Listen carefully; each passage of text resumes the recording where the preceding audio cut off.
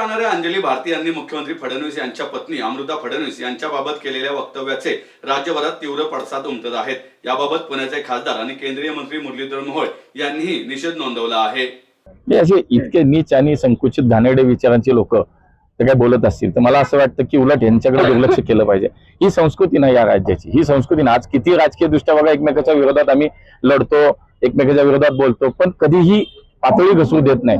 मला असं वाटतं की अशा लोकांना अधिक महत्त्व न देणं, अशा लोकांना मला खरं तर समाजामध्ये ही लोक कुठल्या विचाराने वावरतात काय त्यांचं मला असं वाटतं व्यक्तिमत्व आहे, म्हणून अशा लोकांना खरं तर याची निंदा केली पाहिजे, निषेधही करतो मी, पण फार दुर्लक्ष याच्याकडे केलं पाहिजे। अशा वक्तव्यांना फार प्रसिद्धी देऊ नये, याच्यावरती चर्चा होणं असं मला वाटतं। पण त्याच्यावर कारवाई होणं गरजेचं 100% त्याच्यावरती योग्य ती कारवाई होईल।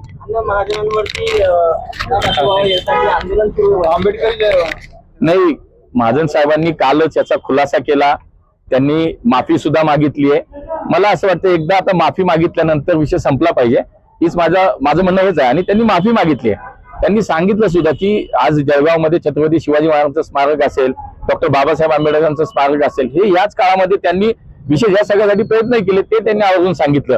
आणि म्हणून मला असं वाटतं की त्यांनी माफी मागितली आहे, हे कुठं जाणीवपूर्वक बाबासाहेबांचा उल्लेख करायचा नाही असं कुठं कुणाच्याच मनात नाही। प्रत्येक भारतीयाच्या मनात बाबासाहेबांबद्दलचा एक आदर आहे। आज घटनेचे शिल्पकार म्हणून त्यांच्याकडे आपण आदराने पाहतो, त्या घटनेवरती आधारित आपण आपलं जीवनमान रोजचं जगतो। त्यामुळे त्यांच्याबद्दल अनादर असण्याचं किंवा त्यांना नामोल्लेख न करण्याचं कुठलीच भावना जाणीवपूर्वक नाहीये, हे त्यांनी कालही सांगितलं। त्यामुळे त्यांनी क्षमा मागितली, माफी मागितली, त्यामुळे हा विषय आता संपला पाहिजे।